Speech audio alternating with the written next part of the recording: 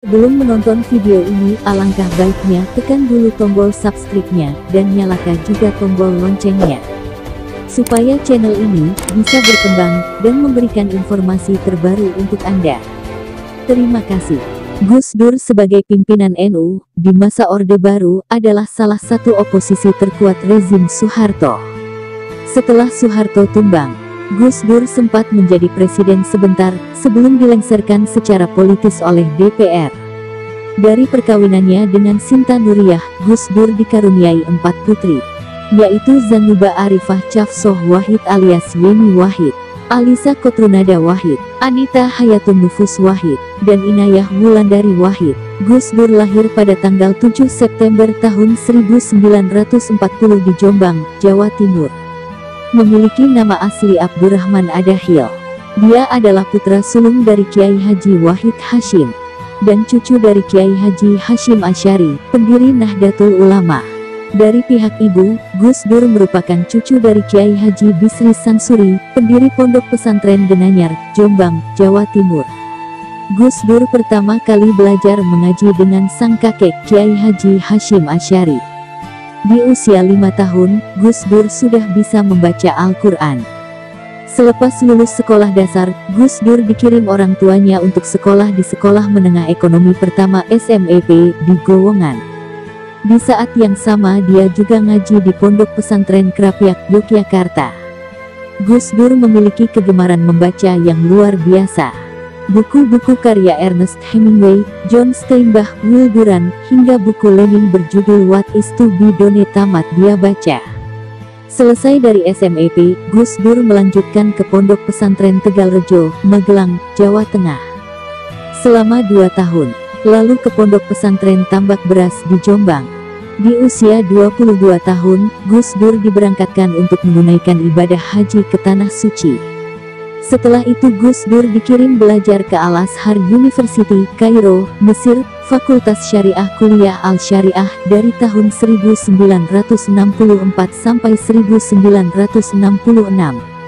Lalu ke Universitas Baghdad, Irak, Fakultas Adab jurusan Sastra Arab pada 1966 hingga 1970. Dia pergi ke Belanda untuk meneruskan pendidikannya, guna belajar di Universitas Leiden, tetapi kecewa karena pendidikannya di Baghdad kurang diakui di sini.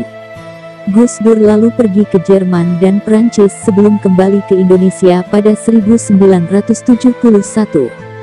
Gus Dur kembali ke Jakarta dan bergabung dengan Lembaga Penelitian, Pendidikan dan Penerangan Ekonomi dan Sosial LP3ES, organisasi yang terdiri dari kaum intelektual Muslim progresif dan sosial demokrat.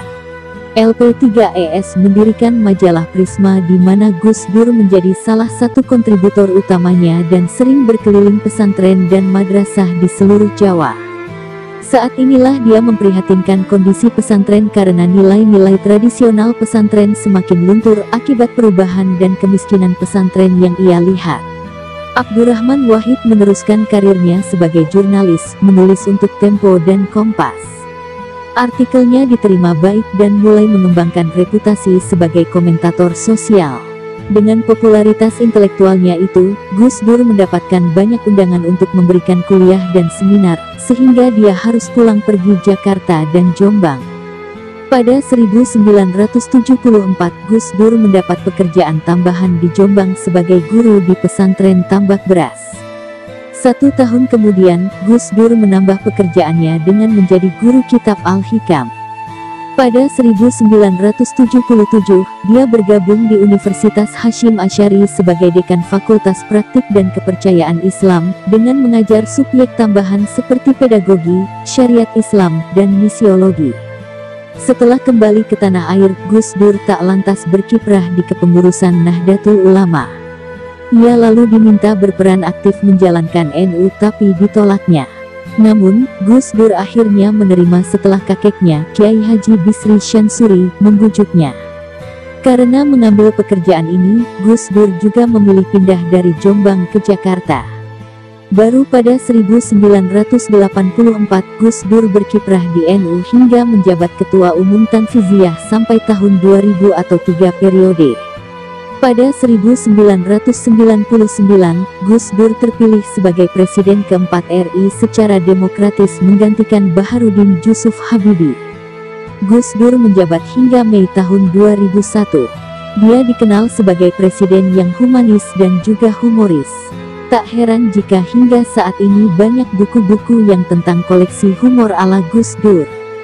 Gus Dur meninggal dunia pada tanggal 30 Desember tahun 2009 di Rumah Sakit Cipto Mangunkusumo, RSCM, Jakarta di usia 69 tahun. Abdul Moqsid Ghazali, 2018, yang juga dikenal dekat dengan Gus Dur dalam sebuah kesempatan menuturkan bahwa dahulu Gus Dur ditawari umur 90 tahun oleh malaikat. Buat apa sih umur panjang-panjang, yang sedang sajalah 69 tahun. Akhirnya benar Gus Dur wafat pada usia tersebut, ungkap Moqsid Ghazali saat mengisi forum ilmiah tentang moderasi Islam di Bogor, Jawa Barat pada 2018 lalu.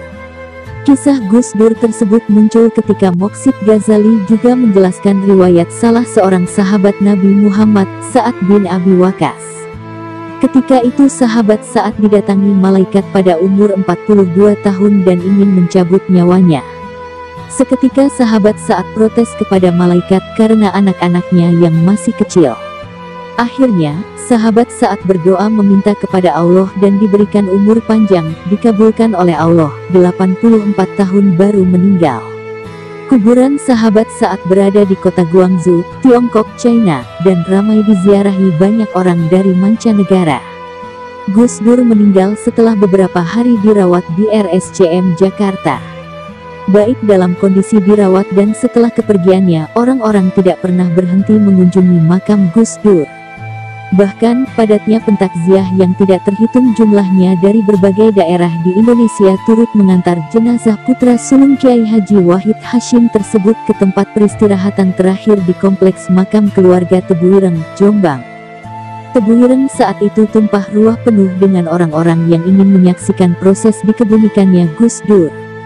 Pesantren Tebuireng penuh dan sesak. Begitu juga jalanan utama di depan pesantren terlihat manusia berbondong-bondong ingin ikut mengantar Gus Dur.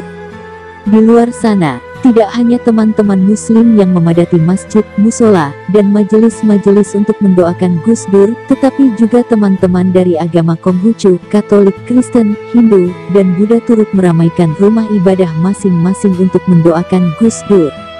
Bahkan, mereka memajang foto Gus Dur di altarnya masing-masing. Kini, pemikiran, gagasan, tulisan, dan pergerakan sang zahid Gus Dur yang di batu nisannya tertulis, Hereresa Humanis itu tidak pernah kering meneteskan dan menggulur inspirasi bagi kehidupan beragama, berbangsa, dan bernegara di Republik ini. Begitu juga makamnya yang hingga sekarang terus ramai diziarahi. Demikian kisah perjalanan hidup sang guru bangsa Kiai Haji Abdurrahman Wahid atau yang biasa dikenal Gus Dur. Wallahu a'lam bishawab.